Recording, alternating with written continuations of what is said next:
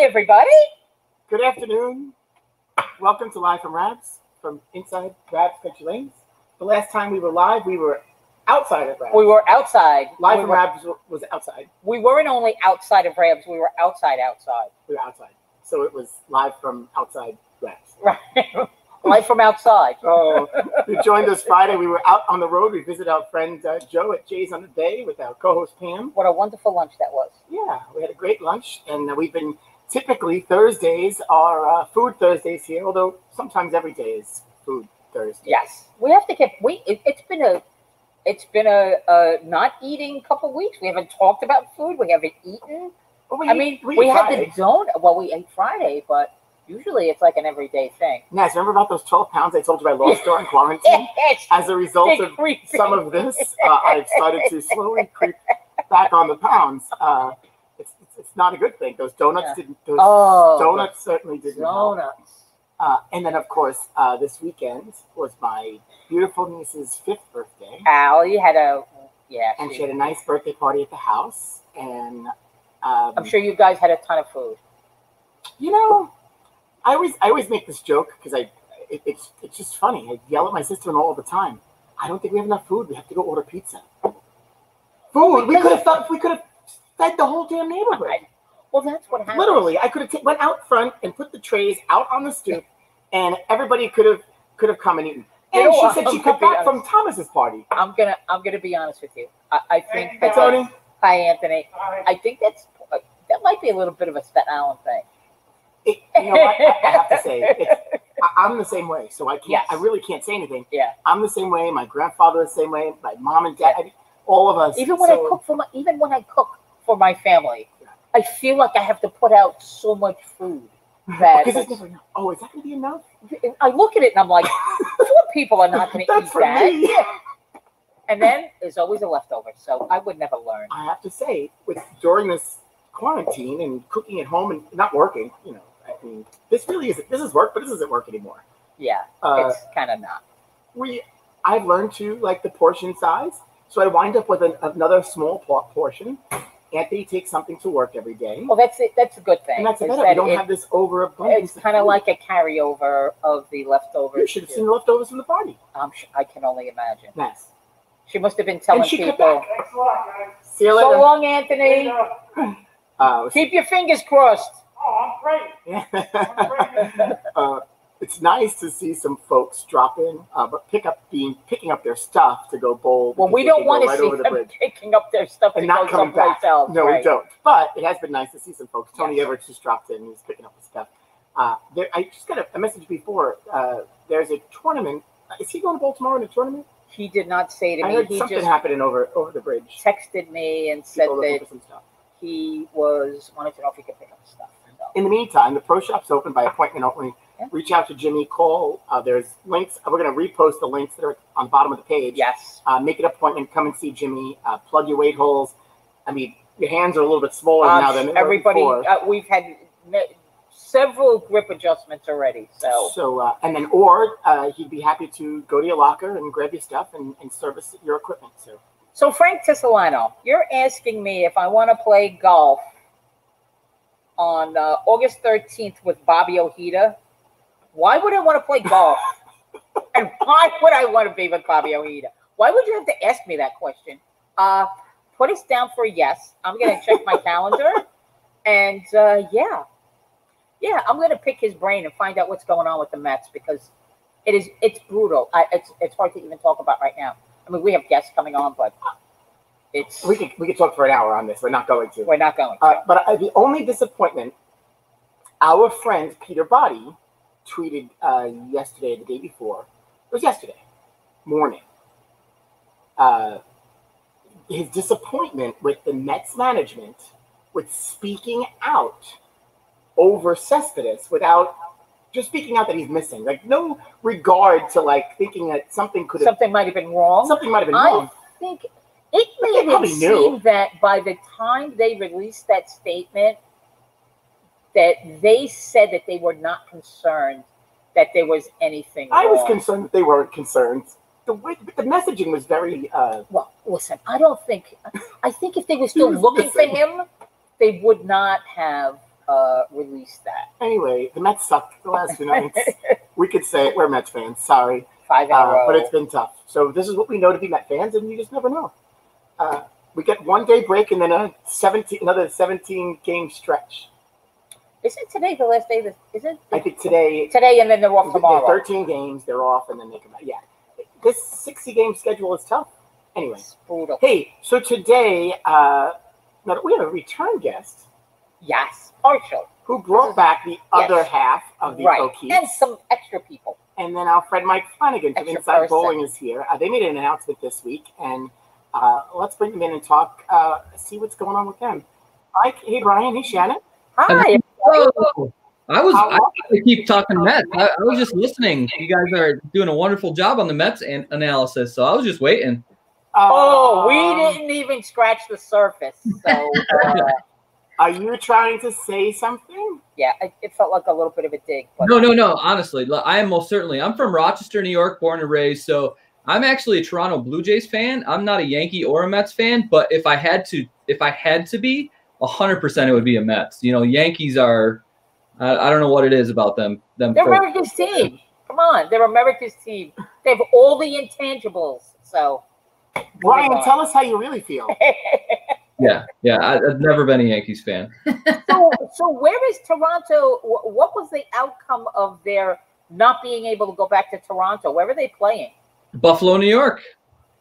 Buffalo. Yeah, they're playing Buffalo's AAA affiliate stadium there, which happens to be the AAA affiliate for Toronto. And then, believe it or not, like their little sequestered people, those like extra 30 people on the roster, are playing in Rochester. So kind of cool, close to my home. Good for you. Yeah. Well, it's good for you. Cuomo, one of the things that he did do well, he said, anybody come and play in New York. Just come. We're open. If your states aren't welcoming you to come play home, yes, you can come play in our outdoor fields. Right. Outside and away from everybody. Away from everybody. I got 2 things for you guys here. First of all, Frank, I love the shirt, man. When you ordered those Not Bowling Sucks shirts from Inside Bowling, I really appreciate that. Brief commercial. Right. Yeah. And the second thing is Cespedes. I play in a keeper league, and it's a draft league. And I got Cespedes for $1 way back. You know, we drafted way before the virus decision was made. So I got to pick somebody up for Cespedes. So do you have any suggestions for me? Any inside scoop on the Mets? Who's going to take his place? They were bringing up a couple of younger guys, but you know what? This is a you weird... can DM me the answer. Okay. Any of our Met fans that are watching know, because they weren't talking. It's been a weird. It's hard to follow because they're very well. Because so now baseball's in a whole different place now. Yeah, my apologies. You got the St. Louis Cardinals, who their numbers are creeping up. They have now. They are honestly saying if this happens to another team, they're definitely going to have to reconfigure things. Yeah, this is going to be, they're going to. If they're going to get to the end of the season and the standings are going to be based on percentages, because teams are not going to be able to make up these games. We don't know that in bowling. We don't do anything like that. Oh God! At this point, I really kind of wish. I'm not wishing everybody gets COVID. Believe me, but if they would just say, you know what, maybe this wasn't a good idea, and just scrub it off. Oh no, they're not going to do that. No, they're going to hang on. They are going to hang on. They're going to hang on. It does look like there's going to be the slowdown. Yeah. Anyway, hey, Mike. Let's talk bowling. Shannon was on the show about a month ago, right? And so we checked in with her. We didn't check it, although she might have spoken for Brian a little bit about what's going on in their household. But Mike, first, you've been pretty busy. But what's going on with you? How have you? It doesn't look like you really leave that little studio of yours very often. Well, does he have to? He looks like he has everything there. Yeah, including like, is that an NBA time? Yeah, it's a NBA Jam or NBA NBC on. NBA on NBC, Showtime, and Blitz combo machine is what that is. Oh, yeah, I had to move it out. I'm sure there was plenty of people playing that in that bowling center there probably 25 years ago. But Yeah, I don't know what the deal is, but during quarantine, I've been on a lot of shows, and this whole like office has become a character, and the office is really liking it a lot right now. But things are okay. I mean, a lot of people ask me, how are you doing? And I say I'm doing okay. And then if it's somebody that I have a deep relationship with, it's like, well, Mike, that doesn't sound like you. You're just doing okay. Can you tell me a little bit more? This is what I like to tell people, okay? Imagine you were building a Lego castle, okay? And you got the castle just about the way you want it. And you're just adding little flags and like little men out in the area and maybe a moat, and maybe you're grabbing another thing to start building on, right? And somebody took my Lego castle 7 floors up on a building and just dropped it, right? There's a show that they do that. I know. Lego Man too. I know. I watched it. So then, so I walk down below and I've got some walls still standing, but little pieces are all over the place. And I have to determine, do I want to rebuild the exact same castle like it was? Or do I want to build something different with all the pieces that are down there, or maybe go get some more pieces? So that's really how I'm doing right now. Somebody took my Lego castle and dropped it off a 7-story building. So I'm doing okay. Other than that, everything's okay. Yeah. And if you're a Lego master, then they're glued, so it's not as bad. Yeah, maybe. Yeah, I have my health. You know what I mean? And that's the most important thing. All this business stuff is everybody's dealing with something bad. I mean, goodness gracious, you guys are talking on the show that you're happy to see people coming in and picking up their bowling equipment to go bowl in somebody else's bowling center. We are and we aren't. Yeah, I know. It's unbelievable what's going on right now. So if you have your health, I think that's really all that matters right now. Yeah, and it's funny because when Ray comes out and says to you, "How are you today?" and you don't give him a great, he just looks at you like, "Really? Really? You could be better than all right and good." So you have to say great. But you don't have a choice. When Ray comes out, it's, "I'm doing great." I'm doing great. That makes me feel great. But no, to your point, we're not really happy to see people. We're happy to see them. We don't want to see them leave with their stuff. Leave with their stuff is like, and because this is a commuter borough. It's so easy to go right over the bridge and go bowl or do whatever it is you want to do that you can't have here. So, but they don't have indoor dining either. So that's also that's also a help. Yeah. Anyway, so Mike, I want you to share with us. I want to talk about, you guys made an announcement this week, but I want to talk a little bit about Inside Bowling first. And I think so. You've built this platform, and I think this is a little bit of this has to be a baby that's kind of grown out of what you've developed at Inside Bowling with your team. So talk a little bit about that, and then how this project came to be.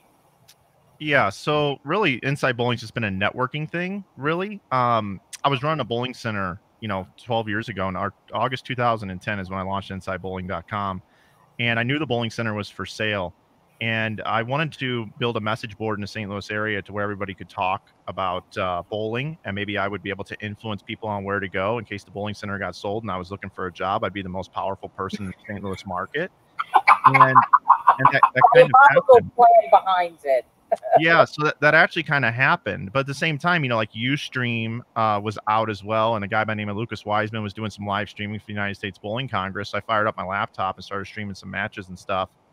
And I really didn't know what it was going to be, right? So over the years, basically, Inside Bowling has gone from there, to spare you the long story, to now what is a company that has graphic artists, website builders, videographers, marketing minds, social media account managers, and we work with some of the biggest brands in bowling.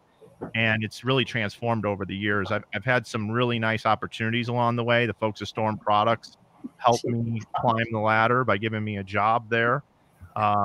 Roger Nordic, and just a lot of networking at events. Instead of going back to my hotel room when it was over, I would stick around and have conversations with people. And I always like to surround myself with people that I thought kind of get it, or that are forward-thinking people that aren't very negative, and people that can execute on ideas. And I basically built this Rolodex of people over the last 10 years that either trust in me or I trust in them. And then I just knock on doors and we try to make things happen together. A lot of what my company does is a lot of behind the scenes. You don't see us on camera representing these companies often. All of a sudden you'll just hear my voice behind the scenes or something over the years. But that's really what we've done. And we've built it into a really nice business. And we try to deliver everything we can for our clients. We try to go above and beyond. in all that we do. And I typically, if a company spends $10,000 with us, I try to typically give them 3 times their money back in some sort of ROI.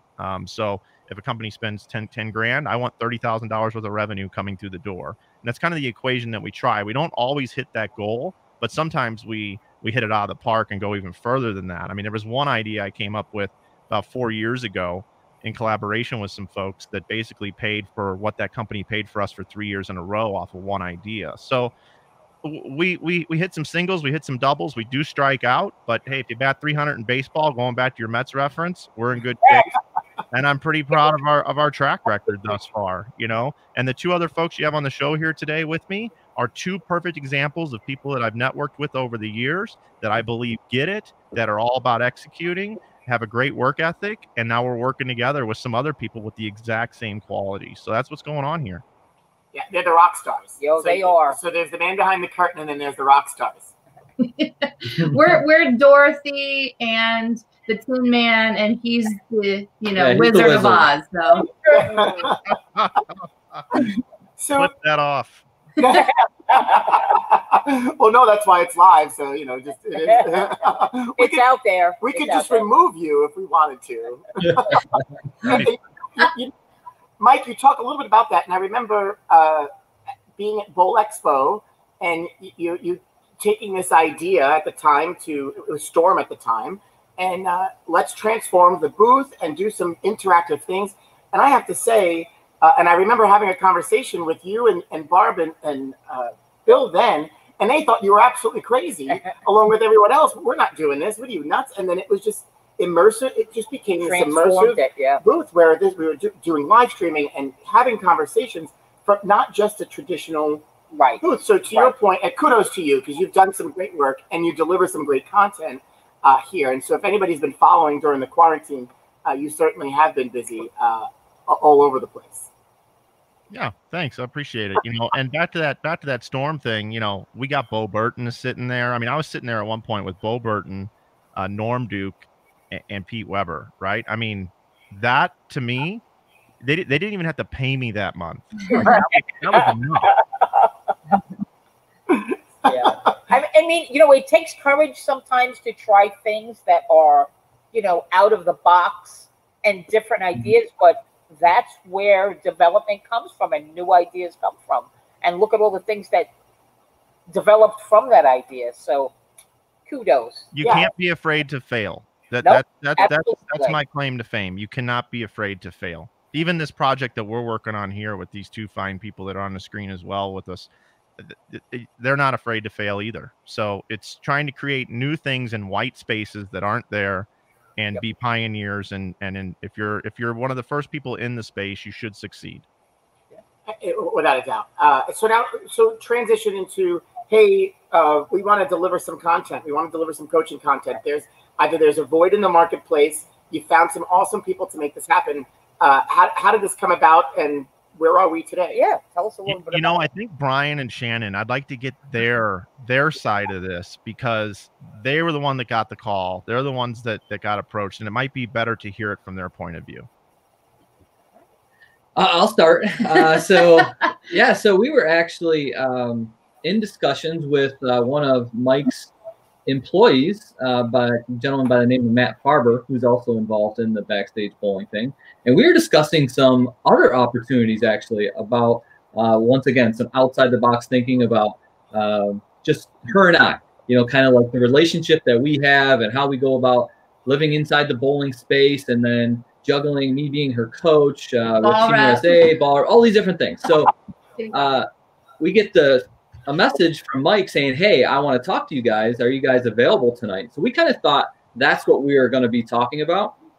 So within 5 minutes of sitting just like this in front of a computer screen, we realized that, well, this was something a little bit different. And he just kind of gave his best bullet points of how things were looking, what his vision was for it. And pretty quickly, it was awesome to realize that, this hasn't really been done before in this way. It has been done a few times, but in a much different sort of way. And so when he started mentioning the people that were on board, he said, well, Mike Shady's already on board.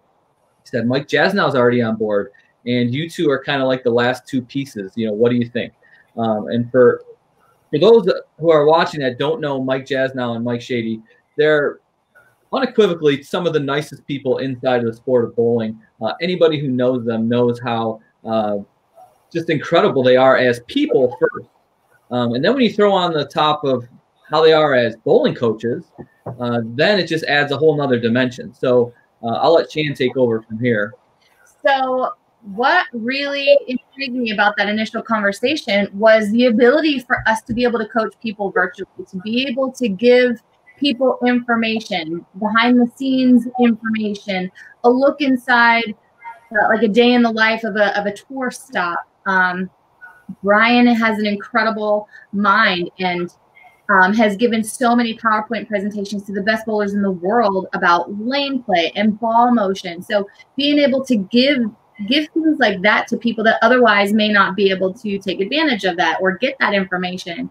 And what I really loved about it is I, in my own career, have been able to travel all over the world because of bowling. And so many people, anytime I go to these other countries, are always asking, you know, would you come back for a clinic? Do you give coaching lessons? We even get that in the States. We get it in our area. Do you guys give lessons? And it's not an option for us because of our job. We work at McHenry, we work in the office getting all that stuff done. And then we're in a bowling center from 12:30, 1 o'clock until 6 o'clock every night. And by the time we come home, the bowling center's full of leagues. And so it's not really an option. And then on weekends, we're traveling with our college kids, or then boom, we go from college season right to tour. So being able to work with awesome people that we just adore and trust and respect so much, to be able to partner with them to create a platform to where we can deliver this information and this content to anybody all over the world is like a dream come true for me. I've really fallen in love with the coaching side of things over the last 6 years. I've been able to be mentored by one of the best. Being a member of Team USA for the last 16 years, I've worked with, you know, all those great coaches, including Bryan. And so this is our way to be able to reach people that otherwise don't have access to coaching. And I just really feel through this whole pandemic, it's become very evident that we're moving into an online virtual learning avenue. Yeah, so this is a way for us to do that. We don't have to spend thousands upon thousands of dollars to go out and do clinics, and people don't have to do that. It's very affordable, and they get content every day that I think is extremely valuable. So it's really, when Mike called us initially, I was, you know, very interested. And then once we had our first team call, we're all throwing out ideas of what we could do. It built up to what is now Backstage Bowling really quickly. And it was a no-brainer for me, and I think for Bryan, to be like, absolutely, we're all in. I like how she points to her husband and say, I've had the opportunity to learn from the best. How cute is that?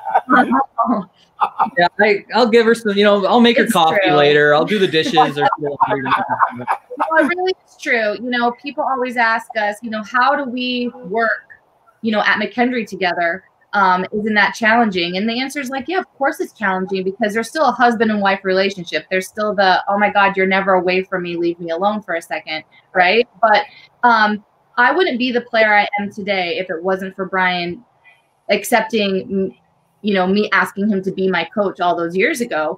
Right shortly after we started dating, I had all these crazy dreams of being a member of Team USA and you know, bowling professionally and all this stuff. And I just knew right off the bat he was the one that would be able to help get me there. And very quickly, I had to learn that I needed to stop being so emotional, and that he's not attacking me. He's just being honest with me. Because Flanagan could have said the same thing to me that he was saying to me, and he was a jerk, and Flanagan's amazing, right? So that's how I was taking it. Well, that's how I was taking it. And I didn't do that when I played softball all those years. Man, I had some coaches that were in my face screaming at me, and I'd be like, absolutely, let's go. But in bowling with Bryan to start, it was not like that, and I was not very nice to him. And so, yeah, Bryan's amazing. And so for people to have the opportunity to learn from him, I think is really incredible. Awesome. So what are the, with that team, because everybody brings something different to the table. You know, Team USA, coach, there's just so many different things. And then Mike alone, I think, brings a whole different element to the ball game. What are the things that you expect? Because you guys I could see this. I haven't seen any of the videos yet, which I need to. But I could see you guys working very well together. And Matt and Mike and Shady have been doing stuff in the meantime. Yeah. That stuff I've seen. That Flanagan. Oh damn, Mike. Yeah. Okay. Again, Inside Bowling has delivered some of those pieces with those guys, but now it's developed into this. So you guys working together, what are the things to expect from that dynamic? Well, this is what I can tell you. I feel like every single day I'm just hanging out with all my buddies.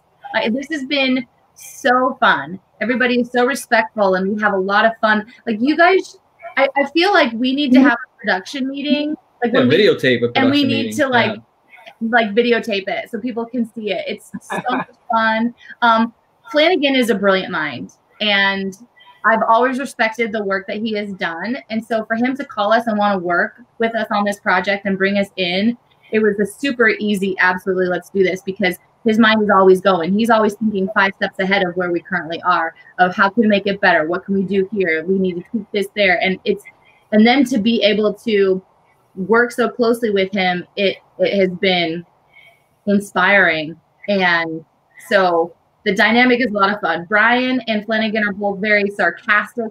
If you don't know them very well, you're not sure if they're serious or you're not sure if they're being serious or if they're just jabbing you. You're not sure. So you're like, and then you have Jazz now, who is literally like the nicest human on the planet. Like, I think if there's a fly in his house, he's like, okay, let's go, let's get out, and then Shady, who is like the most inspiring human I've ever met. Just being in his presence, he makes you want to be better. He makes you want to fight to be the best that you can be.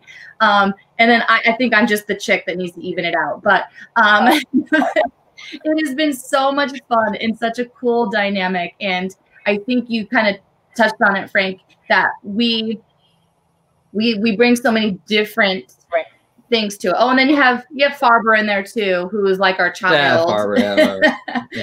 Yeah. Frank, if I can jump in really quick, because I noticed you struggled with something that we did as well the first couple times. So we sit just like this, everybody's faces are up there, and we would say, so what do you think about that, Mike? And 7 people start to talk. We quickly realized that we were a team full of mics. And so what we have done is there's only one mic now, and that's the one who's on our screen. The wizard. So Mike Flanagan is the only mic.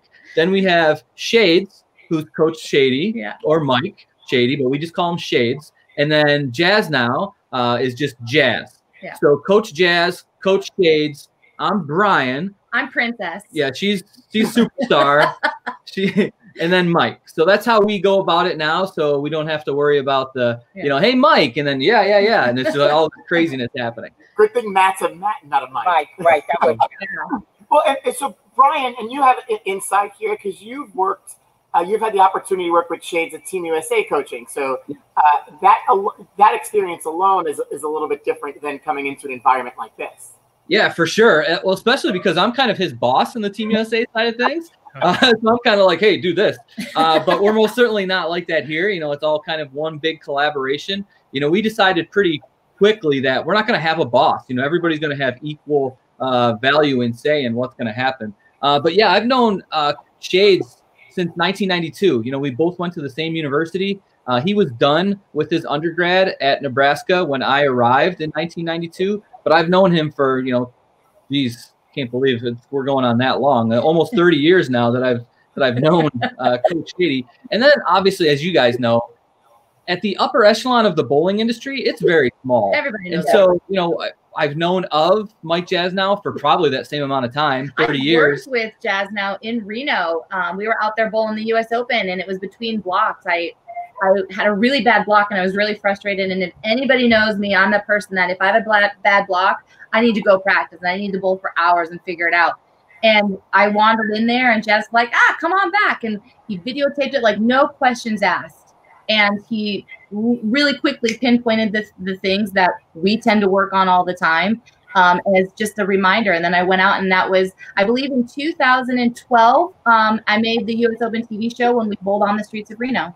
So very easy and very quickly buying into working with these guys. Yeah. So as a group, I've worked with some people more than others. Obviously, Shannon and Matt Farber lived with us for a couple of years, so we're aware of him. The one I didn't know the most was the guy on our camera here, Mike Flanagan, but I got to hear his voice all the time, and you can just tell, you just have a feeling for people that just kind of jive with what you're trying to do. And it was pretty evident pretty quickly that, we have a really cool dynamic. Now we just need these bowling people from around the world to buy into it and just take a chance on us. First of all, because the chance is free for 7 days. Yeah. So what kind of chance are you really taking? Just kind of click a few buttons, see what we're about. Learn a few things. Yeah, and then if you don't like it, you can, call it a day. But hopefully that's not what happens, and hopefully people want to stick around. That's cool. And you talk about jazz now, and for folks that don't know, having the opportunity to learn from somebody like him, who in if you just going to Reno and having that opportunity to go have a conversation, and then all bowlers from around the world, him helping bowlers from around the world, he's learned so much alone. But I've seen him in action, and it's pretty impressive, to your point. And talk about the Dust Bowl. Nobody could have ever imagined the U.S. Women's Open on the street in Reno, and what would have happened. And how do you help someone? Yeah. It was a cool experience, not to get sidetracked, but everyone in the bowling world is like, oh my gosh, I can't believe that happened to you guys, and blah blah blah blah blah. But the 5 of us that were on that TV show, I think will all tell you it may have been one of the greatest experiences of our entire life, because we were all in it together and we had to figure it out on the fly. And if conditions don't get much harder than that to win a U.S. Open, it was pretty awesome. So that's cool. That was fun. It was fun to watch and be sitting there and just like, what is going on? Yeah. So 7-day trial. Is it like Disney Plus? Yeah, exactly. Sign up. It's like Disney You're going to say something. I'm sorry. No, that's okay. So, like, a lot of the integers of bowling seem to be reevaluating their coaching programs, and so you guys are doing the same thing. And how do you feel like you set yourself apart from them? If you want me to take that, you want to take that, Mike? You can go ahead and take it if you want, Brian. Well, yeah, I can start. Really simply, I think, we're doing it virtually 24 hours a day. Well, maybe not 24 hours a day. We do need a little bit of sleep. But from around the world, you don't have to, take the time to go seek out people. We're at the comfort of your fingertips. Everybody's got a cell phone. Our private group is all done through Facebook. And just about everybody has Facebook. We've had a few people say, well, what if I don't have Facebook? How can I be a part of this group? The answer right now simply is you can't. You need to just, sign up for a Facebook group, and then you don't have to do all the Facebook things. All you have to do is just take on what we're doing within that group. But so it really is just the comfort and the ease at which we're doing things, to where we're not just a coaching group for, hey, I want to get better at bowling. We also can help coaches get better at coaching. Right. We can also just be the group if you just love bowling and you just want to surround yourself with bowling all day, all the time. A few nights ago in the group at 11 o'clock Eastern time, I believe, or maybe it was midnight Eastern time, Flanagan just puts in the group, hey, I'm going live in 15 minutes. We're going to watch the 1994 True Value Open. Who wants to come along and watch with me? Yeah. And we had about 10 to 15 people at midnight on the East Coast that were watching the True Value Open from 1994 and just sort of talking about it. Yep. So it has so many different levels and so many different places that we can go. Yeah, there's one limits, it's endless, the stuff that we can do. There was when we all got together to film videos, and we're going to move my Tip Tuesdays over to this platform as well, which I'm really excited about, because it allows for better cameras, better microphones, so people can actually hear me when I'm in a bowling center. And it allows me to elaborate a little bit more in depth in my Tip Tuesdays, not just that quick, 45 to 55 seconds. So it's going to be really great. But when we were in Vegas and we were filming all this stuff, that's also when the PBA draft happened for the PWBA players for those 2 expansion teams. So Matt and Brian decided just to grab a camera and fill the whole thing. Flanagan was on the Bone and Zano show, is that right? And then I was literally live, with the draft, and Kim Kearney was texting me a little bit. And I mean, it was so awesome. And these guys captured it. And so that was something that nobody's ever going to get to see unless you're a member of our group. And we already released it to our group. And it was just some really cool behind the scenes you know, truly Backstage Bowling is really, we're really embodying that that name, because, you know, if I'm out on open the curtains, right, you know, if you go to a concert, you get a backstage pass, you know, you're not just enjoying the concert, but then you get to go meet the people, and you're back there, and you get a behind the scenes look of how their concerts work, and all this stuff. And that's really what we're trying to provide. Yeah, I'll answer that question too. To that video that they're talking about real quick, just to let you know, that video, it's really like if you were with the New England Patriots or something on draft day and hearing what's going on in the war room, because Bryan gives this total analysis of every pick, and it's like, oh man, that means we could get Stephanie Johnson. Oh, can you believe this, man? Right?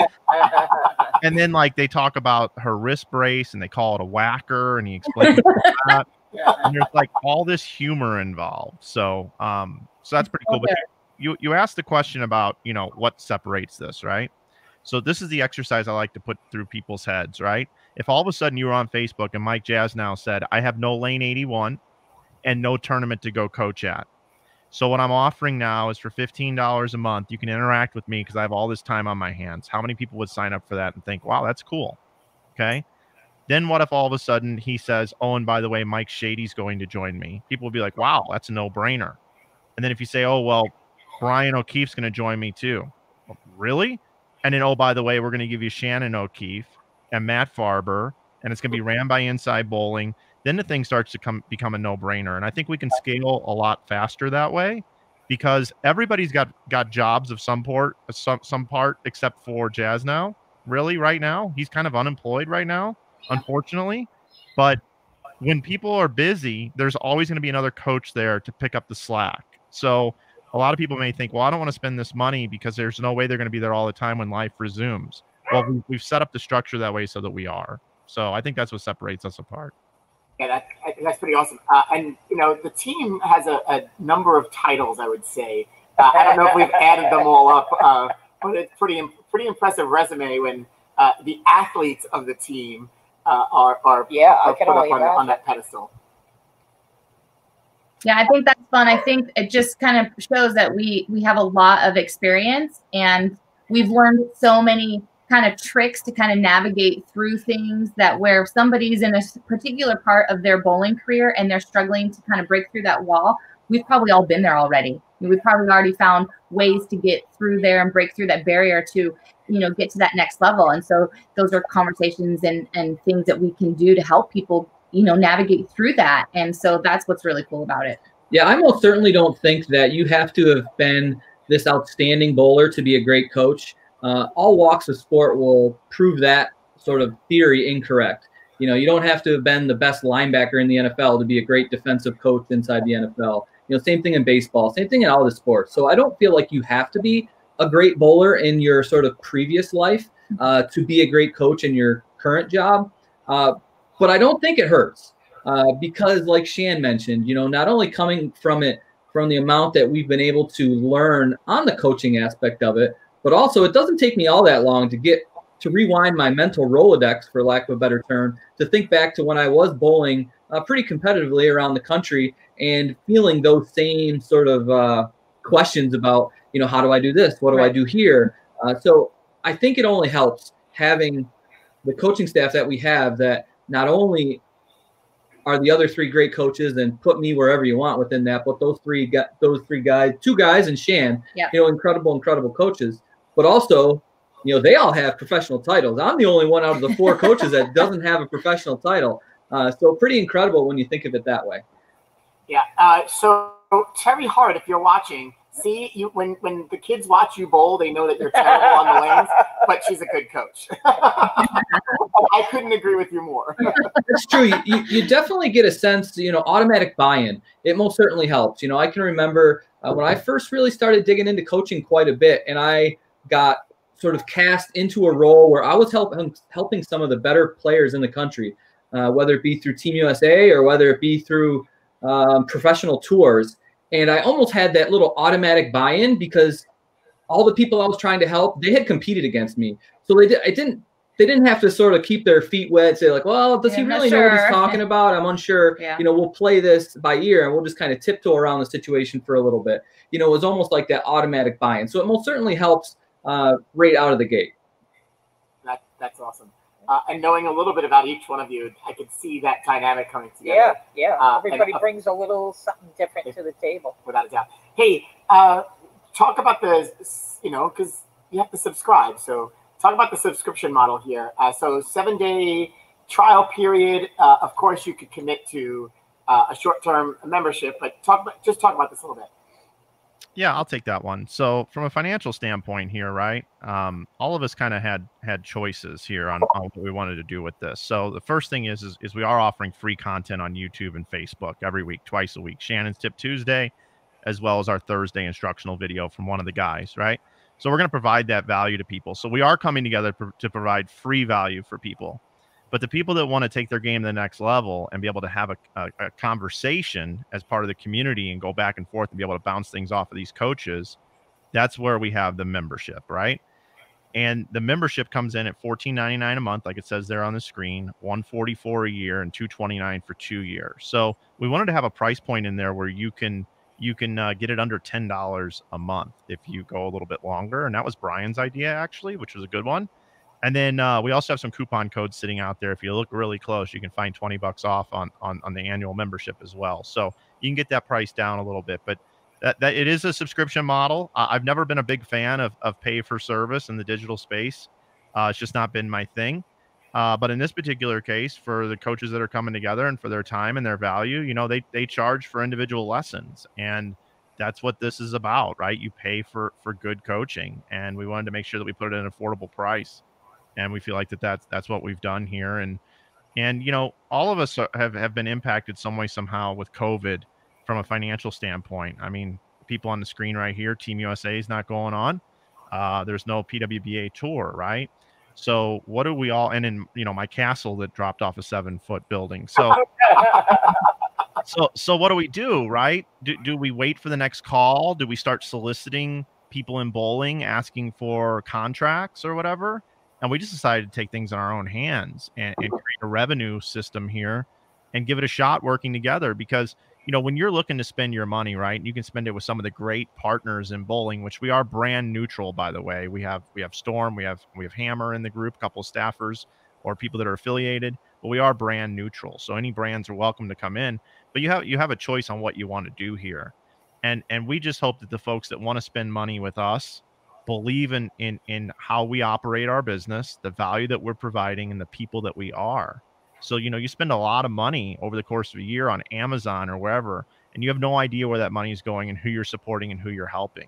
And what you're doing with us when you spend money with us is you know exactly who you're helping and who you're making put food on the table. And if you believe in us and you believe in our passion for bowling and the things that we want to do, this is just a vehicle for us to be able to do more.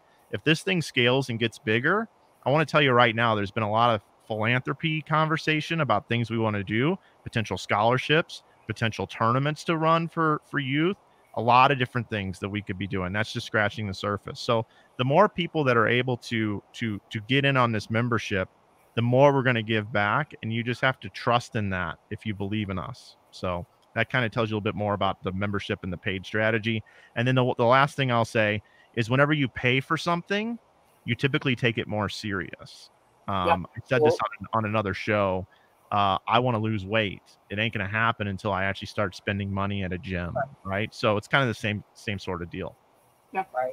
Guys, if I could add one thing really to that. You know, my original sort of job inside of the bowling industry was in the pro shop industry. So I'm well aware of how many people have no issues going and purchasing a high performance bowling ball to try and improve their flaws in their game and just kind of, you know, take their game to the next level. Exactly. So on our 2-year membership, it costs $229 for 2 years of content, 2 years of having access to some incredible minds within the industry.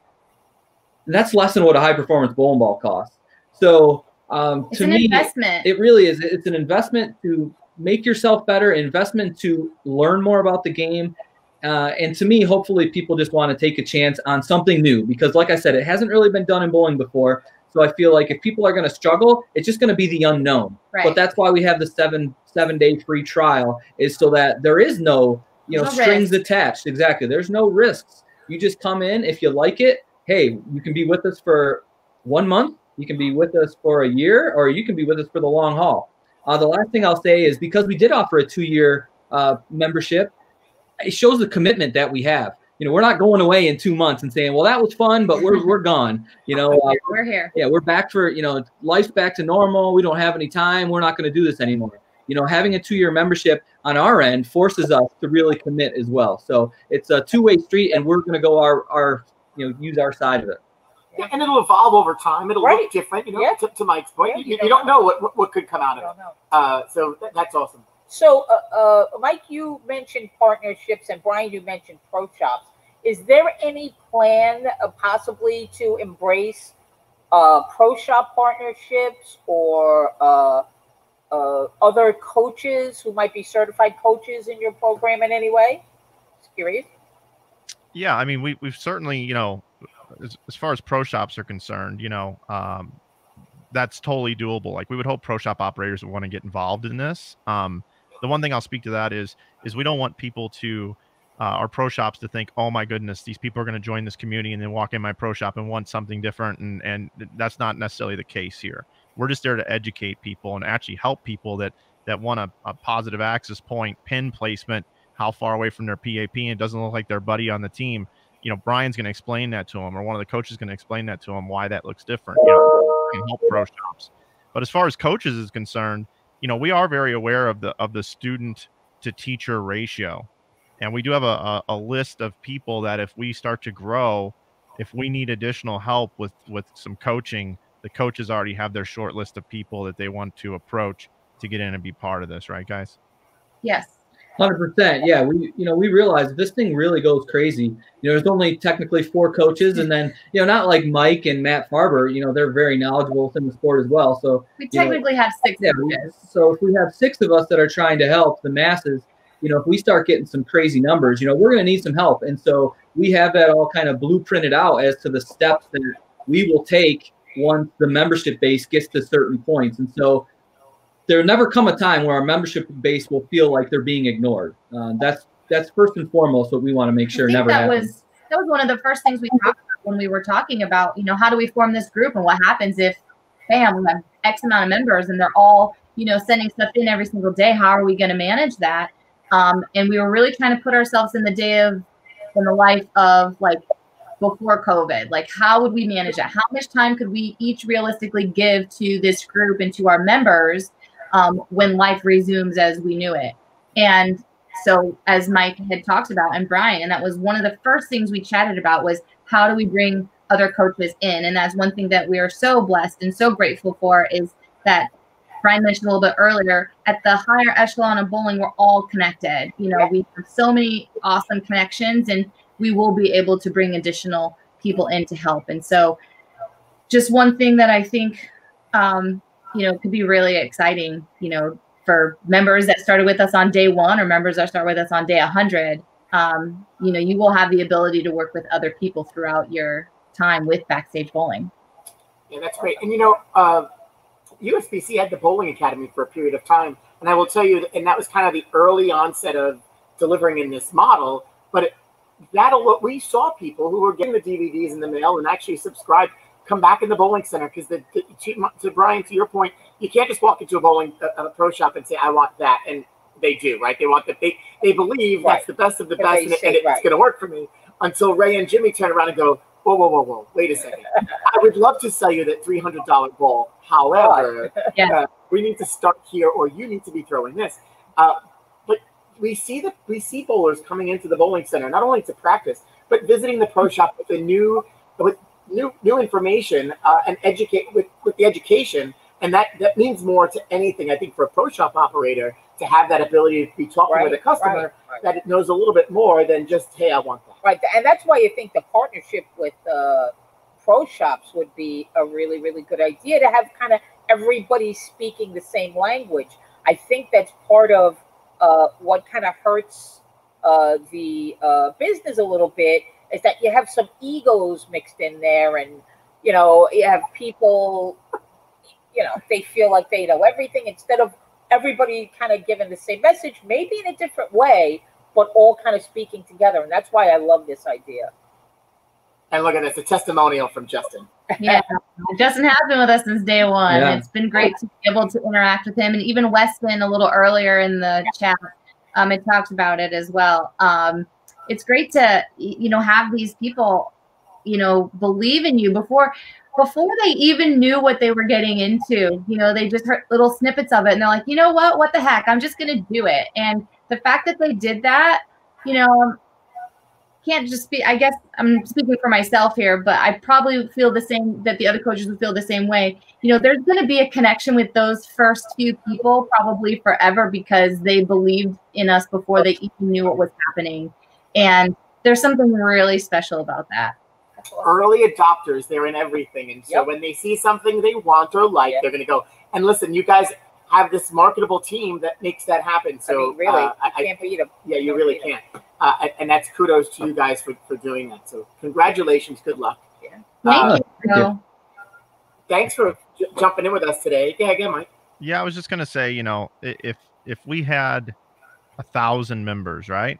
What do you think the chances of any of those people that are in our group are going to quit bowling? No, they made the financial commitment, right? They're in. They want to learn more. They want to be more. So wouldn't it make sense to have everybody recommend our group to your league bowlers? Absolutely, without a doubt. just like that. He makes it sound. Yeah, he's mic drop.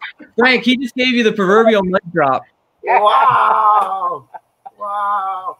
You know, us New Yorkers have something to say about that, but that'll be off.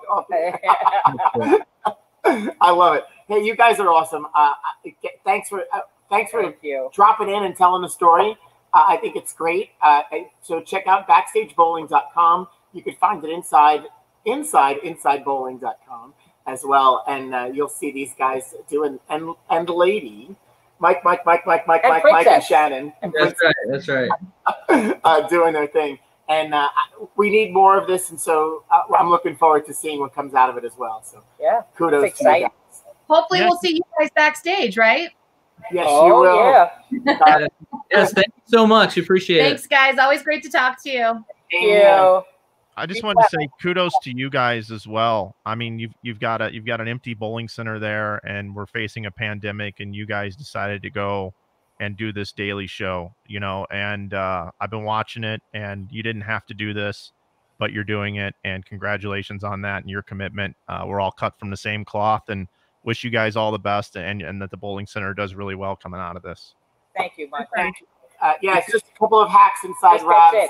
After almost 140 days in episode 113. Like I was saying before, we've been having fun doing this. It doesn't seem like work, but we really want to get back to bowling. Yes. And sadly, we don't have an idea of when that's going to happen. We have zero guidance here in New York. But we're certainly hoping that when the governor speaks this week to talk about our school system, because he made a promise that this week would be the announcement period. Yep. After all the cities have submitted their plans, we're hoping that bowling has made enough noise. We've held the press conferences throughout the state of New York. Yep. We've got a video campaign that's out there expressing that bowling is safe, ready to roll, and that we need these viable businesses in our communities, along with sending bowling pins to the governor's office. I've seen that. Well, you guys, we really wish you the best of luck, because when things started opening up here in Illinois, bowling, you know, thought they were going to be able to open at 50% capacity, and they said, nope, 50 people, regardless of the size of your center. So our center is 50 lanes, then they could only open up to 50 people, and that's including employees and everything. And there's an 80 lane center up in Chicago, you know, same thing. Well, we made enough noise here in Illinois that they just changed it. It's now 50% or 200 people, and we're hoping that just continues. Oh, that's great. You know, to open up. So keeping my fingers crossed for you guys. For sure. Thank you very much. Thank you. And before we know it, we'll be bowling, and everybody that subscribes to Backstage Bowling will be here on the lanes practicing their new skills. Yes. Right. Hey, practice practice also makes permanent, so Right. we have to be Not careful perfect, there too. totally Not perfect, but I like it. True. I like it. All right. you guys are awesome. Thanks again, Thank and we'll see you you. guys soon. Thanks for having us. Bye. You guys. Shannon, Bryan O'Keefe, and Mike Flanagan. Awesome. BackstageBowling.com. Check it out. And I love they're the. great. I love this idea. You know, and it's the one thing that I feel has. I don't want to say has irritated me. And you know, in any industry, there are going to be different. There's going to be different pieces. Yeah. But it just seems like there's a lot of pieces that if everybody could just kind of come together a little bit and kind of form one. I don't know. We'll see. Let me add Easier something. said than done. You know, I will tell you the Absolutely. challenge with Absolutely. the challenge in the space that we live in today. You touched on it a little bit before. This change in the safe sport, the way that we have to operate bowling programs, sporting programs throughout the country, Yeah. and the scrutiny that the governing bodies are under through the United States Olympic Committee are very challenging. So, you know, Nazir talked a little bit about, kind of briefly mentioned it, but USBC has made a strategic change to the direction of coaching. While coaching is important, we're not calling our instructors certified instructors, because the auspice people believe that just you're a certified coach in a bowling center, that means you work for USBC, and that's not necessarily the case. USBC has provided you the tools to go out and educate and train. So we're, you know, going back to calling coaches trainers. We're providing training opportunities. USBC is still going to do that, but you know, in this day and age, we have to be very careful. Yeah. And sadly, there's a huge liability piece. So here's a great program that puts in the hands of coaches, bowlers, subscribe, and you get the tools at the comfort of your home. Right.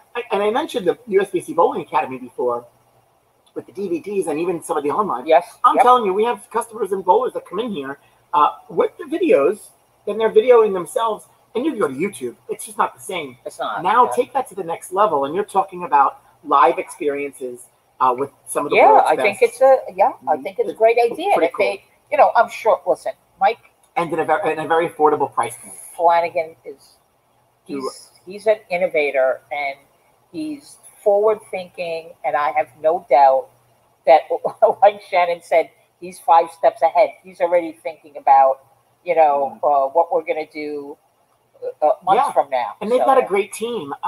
He talked about Mike Jesdow and Lane 81. For those of you who don't know, Lane 81 was the pro shop inside the National Bowling Stadium in Reno.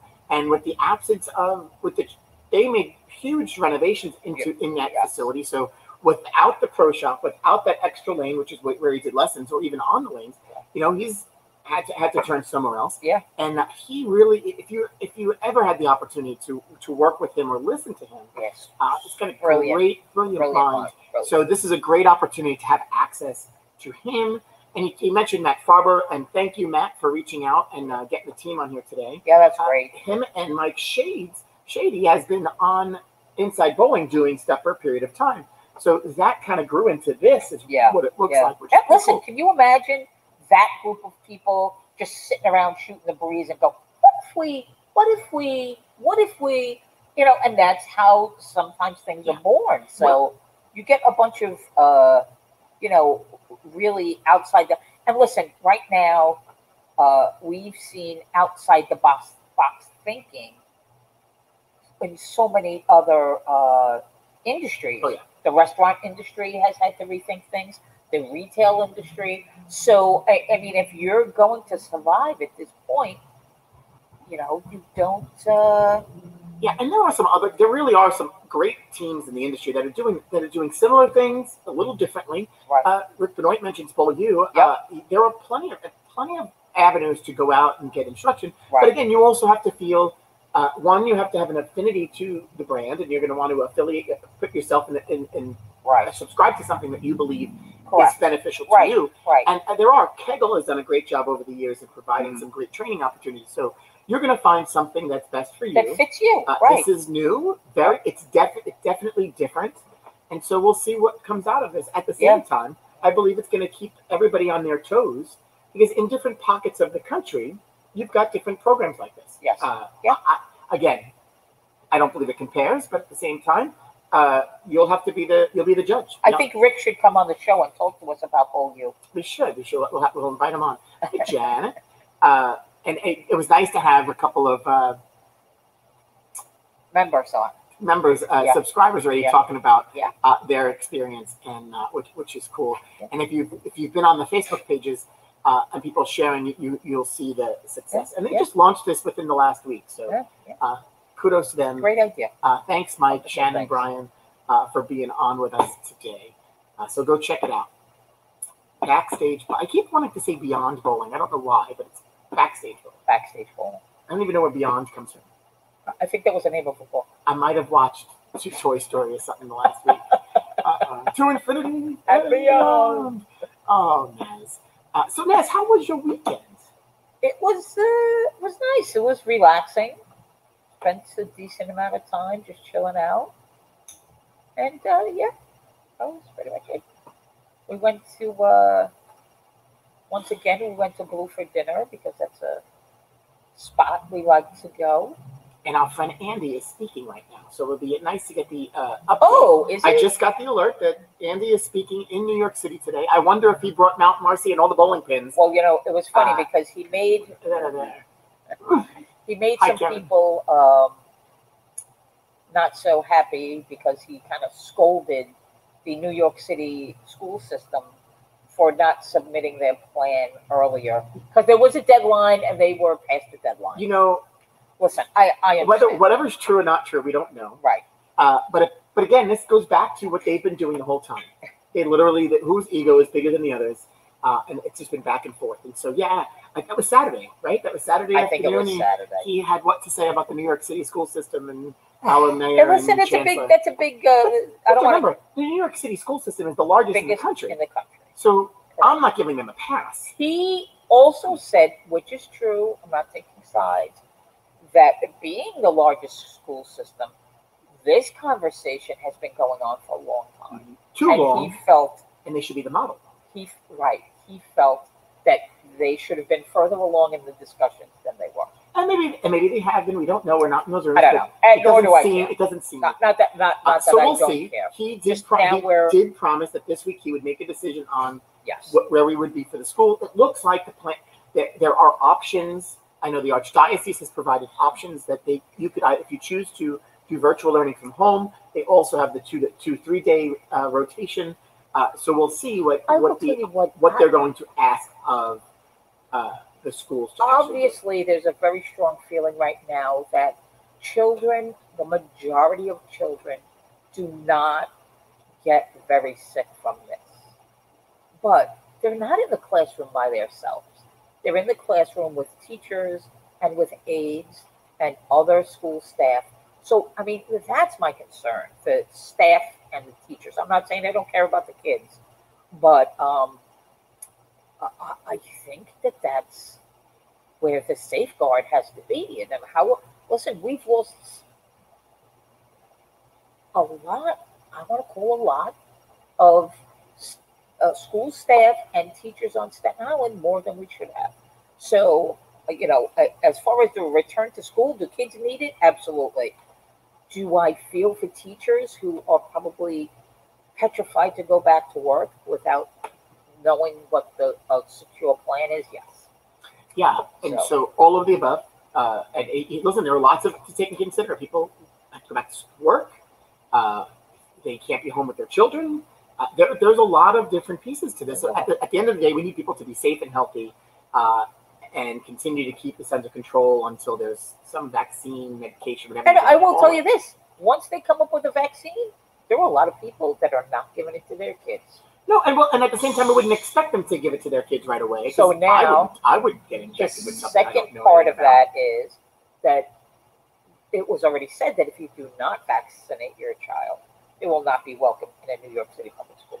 Well, again, we'll cross that bridge when we come to it. Back to the egos and back to their opinions until they truly want what's best. We don't know. We'll see. Let's see what Governor Cuomo says today. Hopefully, he talks about indoor dining and indoor recreation as part of his I hope so. piece today. If not, he's coming back. But I hope that he mentions that he's been annoyed by getting packages of bowling pins. That would be funny. Which was supposed to be a joke to begin with. It'll end up but listen, it makes a point. Makes a point. We just want to be heard. And so somebody made a comment in the comments before, and I wanted to address it. I briefly addressed it with a response. The New York State BPA, the New York State Bowling Pride Association, while we're working together, we are not suing the state. So in other states, they did go and sue their states, and mainly because they were given a date and a time period, an actual date that they could open. Yeah. We were never really given. We were told we were phase 4. Right.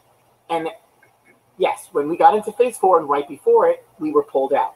But there was no definitive dates on those.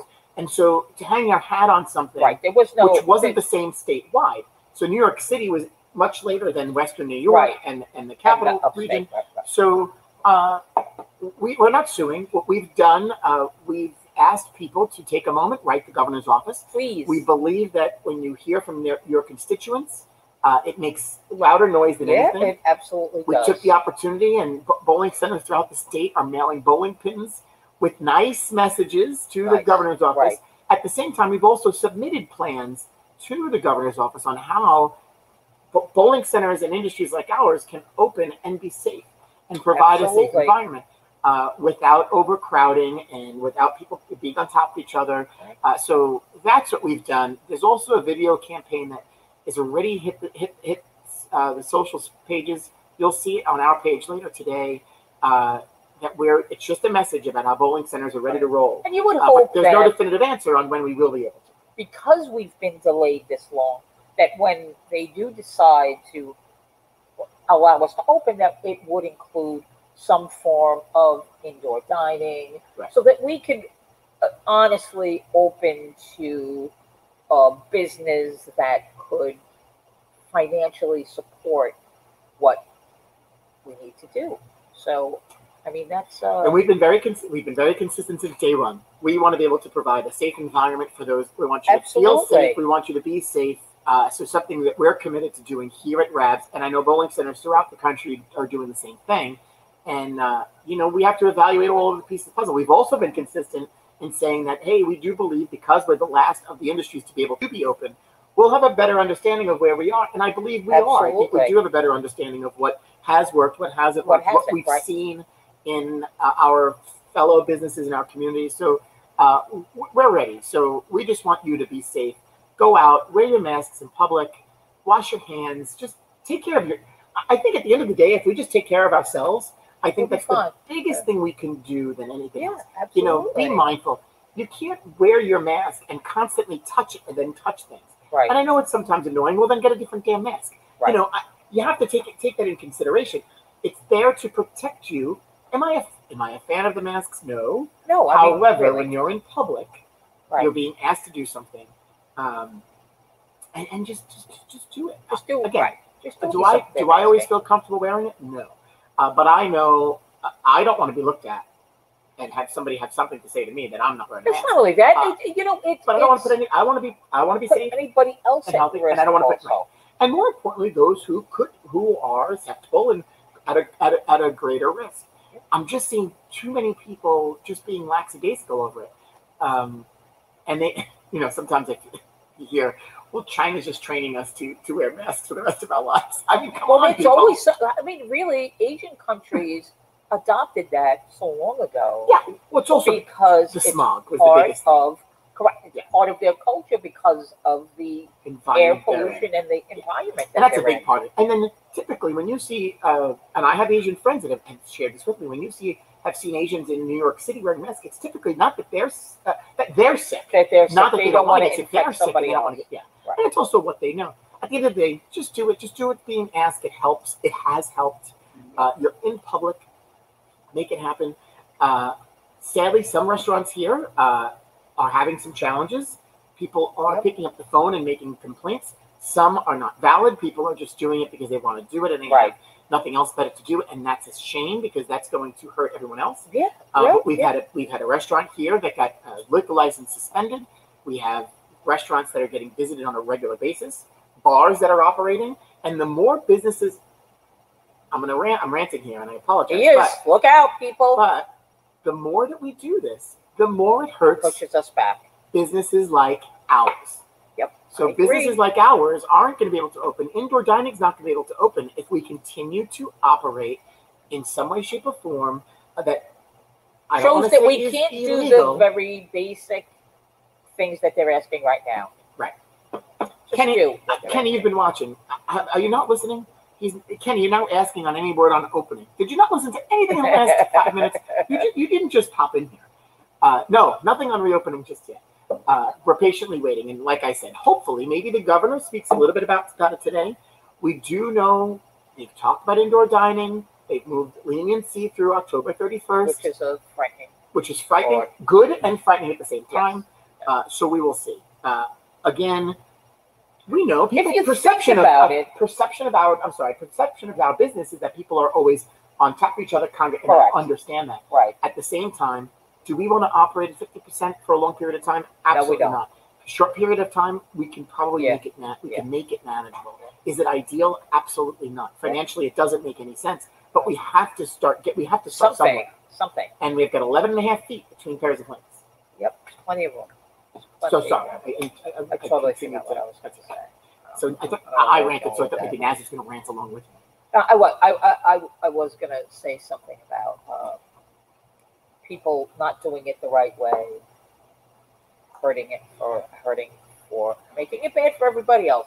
I went to a restaurant this weekend. Food was great.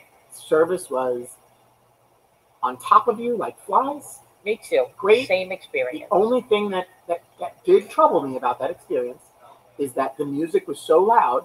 Oh, we didn't have that. We couldn't understand the waiters and waitresses, mostly waiters, and what were they doing? And the same thing that I've seen, they're constantly doing this because they can't hear, you can't hear them and they can't hear you over the music. And then, so what does that create? Now you're touching a mask and then touching my plate. I got it. I don't know what's happening out in the kitchen, and that's fine as long as I can't see it. But the purpose of it is that you don't have to do that. So just, I think we need to be aware of the surroundings and what we're doing. But again, please don't ruin it for the rest of us. That's all I'm asking. Keep our neighborhoods clean. Keep your gloves and masks off the streets. So it says that de Blasio announced that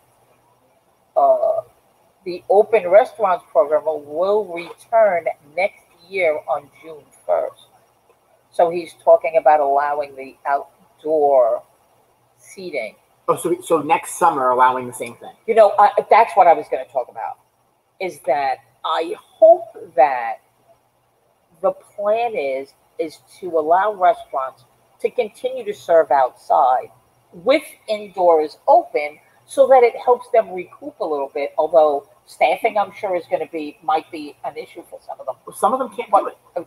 But for the ones that can, maybe it helps them get back on their feet a little quicker. Give them the leniency. They could have always done it if they provided, paid for and complied with permitting. They chose not to because it is an expensive permit to get, and it does take some time. So the leniency has made it worth it. Made it better. Now I look at a restaurant down the block, Bella Vita, and they just redid the restaurant. It's absolutely beautiful. I haven't been in there in a long time. Very simple place, but they're setting up in the parking lot, which is 2 levels down from I can't even imagine what the kitchen. So now they have no choice because they cannot open up like us. So what are they going to do? They found, and it looks really nice. It does. They built a platform. Job. They covered the parking lot. They put a tent. It's great. But up and down those steps, I'm hoping that they have some sort of plan, whatever they're doing. Right. But it's a challenge, and I don't believe is there an elevator on there? There is an elevator there. So maybe they'll use the elevator. Yeah. But again, it's challenging still, to move up food. and down. Some restaurants in and out. You can't afford to pay more staff to operate because you're at capacity. Some restaurants, yes. Most restaurants, no. We went to Ruddy and Dean, same thing. Up and down.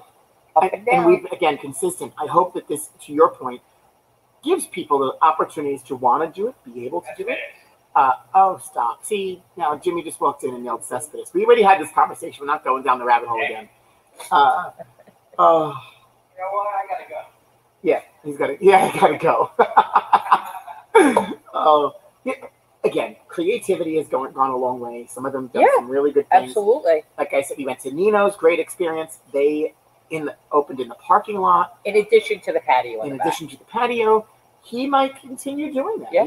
Parking could be a challenge, but because valet parking is a challenge. But at the same time, maybe not the 5 tents, maybe the 4 or something 3 smaller. Right. But maybe that's something they'll continue no matter what. Yeah. On Newdorp Lane, you know what? It's a busy street. At the same time, if I'm going to invest in something and build it up a little bit on the sidewalk, I wouldn't mind. I really don't mind sitting in the street, like not in the street, on the sidewalk, as long as it's blocked off properly. You know, and it kind of muffles the sound a little bit, right? Because you're with each other, you're sitting outside, right? So we'll see. But the leniency is definitely important, long term, to recoup, and that's the biggest. Right. How am I going to help it's recoup an opportunity to them, and not just a way of telling them, well, this is the way you're operating until October 31st. Yeah. And we've heard some awesome. It's last week, just Friday, we had Joe from Jay's on the Bay on the show, and he said, if you go back and watch the Friday show, he really had some great insight. He talked about the fact that his takeout and delivery business had gone up because people were staying home, they're not going out. Many places weren't open, but he was. And he already had a model where a large part of his business was takeout delivery already. Yeah, Danny from Ready and Dean's was on the week before, and same conversation. Yeah. Small patio outside, but he reinvented the takeout. Massimo from Venom was on, and the same kind of conversation. Yep. So they're doing it. They're doing it. Whether they're doing it well or not is, they're figuring that out. Yeah. We mentioned it, Jack Mano. Now, not only Highland Boulevard, they've closed up some of the parking lot. Yep, I saw that. So they're opening outdoor dining. Campagna on Richmond Avenue has outdoor dining now in the back. So if this is now pushing them because they have no choice, right? But make the best of it. So support at the end of the day, support your local business. Whether it's takeout or sitting in the parking lot or the sidewalk having a meal. The other night we went out, and it was probably the night to have been out for dining. Well, Saturday night was equally nice. Last night would have not been a night I wanted to be outside. No, last night was a little muggy. Last night was tough. It was supposed to rain. It didn't rain, which was better for restaurants. Still muggy. It was hot. Yes. And I went outside for a little while. I didn't really change. I had my shorts and t-shirt on. I just sat outside. I'm like, you know what? I want to put my bathing suit on. I figured I put my bathing suit on and then the rain would come. I felt like 2 drops, and that was it. And then there was nothing. Yeah. So I thought it was going to rain too, but it was. Yeah, it was muggy. Hot. Yeah, muggy. Yeah. Anyway, restaurants need better, cooler days in these weeks to do better. Well, hopefully those 80-degree nights and 90-plus degree days are hopefully a little bit in the past. Yes. Hopefully.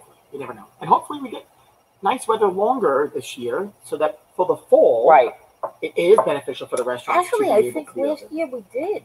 Last year was a warm fall winter. Yeah. Although I could say the opposite. This could be. We say it every time we have a warm winter. Blah blah blah blah. I hope not. Hopefully there's blah blah blah. Don't put it in the universe. They'll put it. This weekend. We had some conversations and not good. I kept yelling at people, "Don't put that in the universe! Don't put that in the universe!" Yeah. I think I yelled at my brother once, like, "Stop! Don't do it! Yeah, don't even mention it." Oh. Well, today, if you're just joining us, go back to the interviews. Oh, well, great. Mike Flanagan from Inside Bowling and the team that has now built Backstage Bowling. Yeah. Bryan O'Keefe, Shannon O'Keefe, and the other coaches. But they were on the show talking about what they're doing, and they're great. Shannon, second time on the show with us. Yeah. And, of course, a breath of fresh air. We're going to have to invite Bryan, maybe Bryan by himself. Right, just to even it out. But he's awesome, too. Not just because his wife said so, because he really is awesome. He really is. Tomorrow, here, Live from Rabs, is Tuesday, episode 114. 114. Should have imagined that. Our friend Beth Stanley from Trainertainment is going to be on with us, right? That's tomorrow? That's tomorrow. That's Tuesday. Yeah. Oh, and she's got great conversation to talk about what she's doing. Also, hear about some things that are happening in our industry from her perspective, and the entertainment industry as a whole throughout the world. So on Wednesday afternoon, she hosts this Peer Talks Zoom call, and anywhere from 60 to 70, I think 80 I saw a couple weeks ago, on just having a conversation, a different topic each week. but our Canadian friends are on there as well, and just interesting perspectives from the different types of businesses throughout the country. Yeah. So she'll be on tomorrow with us, and she's a breath of fresh air for sure. She's a strong breath. A bowl of energy. That's good. She's been here, help training our staff, and we do some work with her. Yeah, she's great, and I love her. She's fun, and I'm sure she's gonna show off her book. Yes. So we'll have another commercial.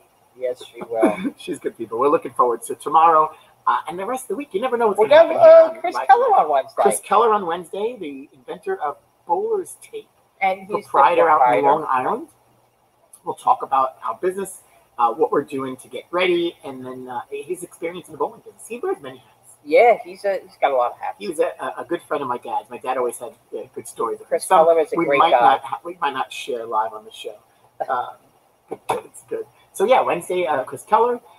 Thursdays, we're typically with Pam Silvestri, and she's on vacation. So I don't know if she's around this week or not, but either way, Naz and I have determined what we're going to do on Thursday. If she's not here, we have to go. We're going to go find a place anyway, and we'll go out and dine, talk some food, and Joe Cal might pop in one of these days. I miss Joe Cal. I know, I miss Joe Cal right here in the studio with us. Right where that one is. That's the replacement Joe Cal. If we just put a Yankee hat in. Yeah. Well, that was fun. Hey, just do me a favor. I ranted before, but please wear your mask. Wash your hands. Don't be touch like your face. Harry. Wear your damn mask. And not a chin strap. It's a mask. It covers both. I will have to say there were several times where because literally when on the way home we'll stop at a store and I jump out of the car and sprint into the store and grab everything I need and leave. There were a couple of times where I would get like a couple steps out. Your Dunkin' Donuts mask? No. I did pick up that mask today. On Friday, we walked into Jay's on the Bay, and Naz goes, "Oh, I forgot my mask." And I don't, I have extra ones in the car, but I mean, I'm not going to share them. No. I wouldn't allow. I know you wouldn't anyway. But I might put like maybe 10 napkins on the inside, and then maybe wear it. And of course, I have a box of medical masks in the car, and I had taken them out, so I didn't even have them in the car. Yeah. So here she goes grabbing a Dunkin' Donuts napkin, and she's like, "All right." And then, of course, we were inside for a while. Which wasn't, listen, once we were at the table, it wasn't that bad. I know, but we were inside waiting for a while. It was just funny. There was a table waiting, cleaning up. And we were standing there. We're standing inside, and she's sitting there with the Dunkin' Donuts. I didn't even have a shirt I could have, pulled up and used a fake, sorry. Anyway, happy Monday. Thanks for tuning in. Thanks for watching. Like, share, subscribe, and hit the little bell so you know when we're live on Facebook. We will see you tomorrow, Naz. That was awesome. Bye, everyone.